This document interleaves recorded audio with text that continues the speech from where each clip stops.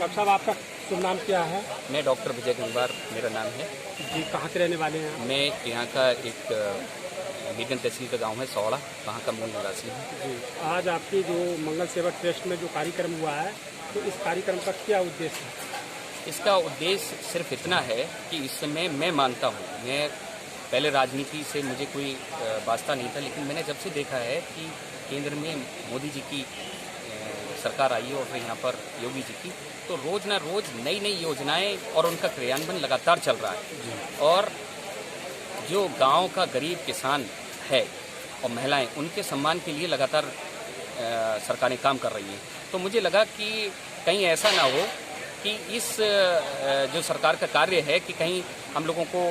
भ्रमित किया जाता है, जगह जगह कभी धर्म में बांटा जाता है, कभी जातियों में बांटा जाता है, और भ्रमित करके वोट बैंक की राजनीति जो होती है उससे कहीं ऐसा ना हो कि मेरे जो अपने लोग हैं, जो मीरगंज के लोग हैं या अपने प्रदेश के लोग हैं, वो भ्रमित होकर कहीं ऐसी पार्टियों के साथ ना चले जाएं और उनको वोट ना कर दें कि हमारा जो विकास चल रहा है अपने राष्ट्र का और प्रदेश का जो निर्माण चल रहा है वो बीच में रुक जाए, क्योंकि हमें इस निर्माण के लिए तकरीबन 20 साल की ज़रूरत है। तो हम चाहते हैं कि प्रदेश और देश में अभी लगातार 20 साल तक भारतीय जनता पार्टी की सरकार है। डॉक्टर साहब, भारतीय जनता पार्टी में आप कब से जुड़े हैं और कब से इसमें सक्रिय हैं? मैं जब मोदी जी के नेतृत्व में 2014 में भारतीय जनता पार्टी ने चुनाव जीता था और सरकार, तो उनके 6-8, मैं 14 के चुनाव में नहीं घूमा था, 6-8 महीने के अंदर जो मैंने सुना और मेरे मित्रों ने भी बताया कि भाई मोदी जी एक ऐसे युग पुरुष हैं जो लगातार कुछ ना कुछ कार्य कर रहे हैं, तो मैंने भी फिर लगातार मोदी जी की मन की बात और ये सब सुना, तो मुझे लगा कि ये एक ऐसे व्यक्ति हैं जो बहुत बड़ा परिवर्तन ला सकते हैं। तो मैं इस योजना में, इस कार्य में अपने को एक कार्यकर्ता के रूप में, सिपाही के रूप में, एक छोटा सिपाही के रूप में अपना समय देना 2014-2015 से स्टार्ट किया था। डॉक्टर साहब, आगामी जो विधानसभा चुनाव आ रहा है, विधानसभा का चुनाव आ रहा है, तो उसमें क्या हम माने कि आप भी, अगर पार्टी ने आपको मौका दिया तो क्या आप भी मैदान में उतर जाएंगे? देखिए, मैं भारतीय जनता पार्टी का सक्रिय कार्यकर्ता हूं और लगातार वो पार्टी का ही अगर मेरे पे विश्वास रहता है, मुझे ऐसा नहीं है, अगर पार्टी ये चाहती है कि एक कार्यकर्ता से अगर मुझे ये जिम्मेदारी देगी कि आप एक जनप्रतिनिधि के रूप में आएँ और यहाँ का विकास करें, तो मैं ज़रूर आऊँगा, लेकिन पार्टी का निर्णय रहेगा इसमें और पार्टी का निर्णय ही मेरे लिए सर्वोपरि। डॉक्टर साहब, आप एक सौड़ा गांव के रहने वाले हैं और इतना आपने नाम उठाया मीरगंज क्षेत्र का, आप एक हॉस्पिटल बरेली में भी चल रहा है, तो किस तरीक़ा से आप सेवाएं दे रहे हैं अपनी जो गरीब जनता है मीरगंज की?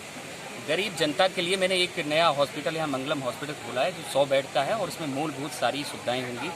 अल्ट्रासाउंड भी होगा, डिजिटल एक्सरे भी होगा, लैब की भी सारी पैथोलॉजी की सुविधा है, सीटी स्कैन भी लगेगा यहाँ। लेकिन लगभग खर्चे पर हम लोग काम करने के लिए सोच रहे हैं कि इतना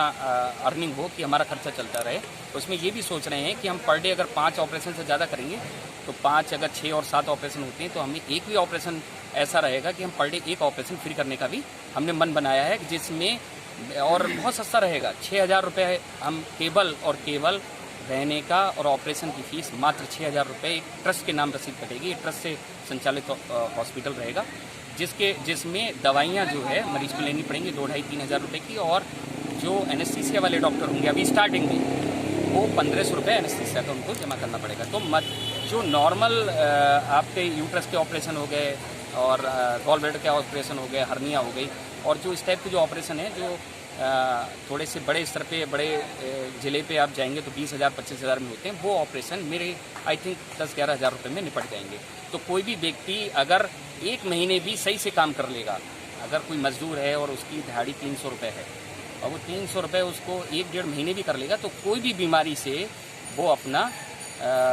छुटकारा पा सकता है। डॉक्टर साहब, ये अपना जो मंगल सेवा ट्रस्ट जो है अस्पताल आपका बनना है भिटौली गांव के पास धनेश्वर सिटी रोड पर, कितने समय में चालू हो जाएगा? ये तकरीबन 15 अक्टूबर से स्टार्ट होगा और ये नए कीर्तिमान स्थापित करेगा, ऐसा हमें आशा है। और हम हर गरीब, कोई व्यक्ति गरीब भी अगर हमारे पास आएगा तो हम जो जनप्रतिनिधि हैं, गांव के प्रधान हैं, उनसे ये आग्रह करेंगे कि वो सिर्फ दवाइयों का और जांचों का खर्चा कर दें, बाकी मैं रहना और मेरे डॉक्टर फ्री में भी काम कर सकते हैं उस गरीब आदमी। डॉक्टर साहब, मीरगंज क्षेत्र की जनता को क्या मैसेज देना चाहेंगे? मीरगंज की जनता के लिए मैसेज देना चाहूँगा कि ये समय कुछ ऐसा समय 6 महीने का समय रह गया सरकार का भी, तो धर्म जाति में ना बटे। देश और प्रदेश का जिसमें हित है, जिस तरीके से योगी सरकार आ रही है, काम कर रही है, को उससे जुड़ते हुए और सब क्षेत्रीय हो सकता है जो प्रतिनिधि हैं उनसे लोगों को रोष हो, उनने काम नहीं कराया, क्योंकि सारे काम हो भी नहीं सकते और बड़ा मुश्किल होता है। अगर नहीं करा पाए हैं तो उनसे जो भी रोष हो, उस रोष को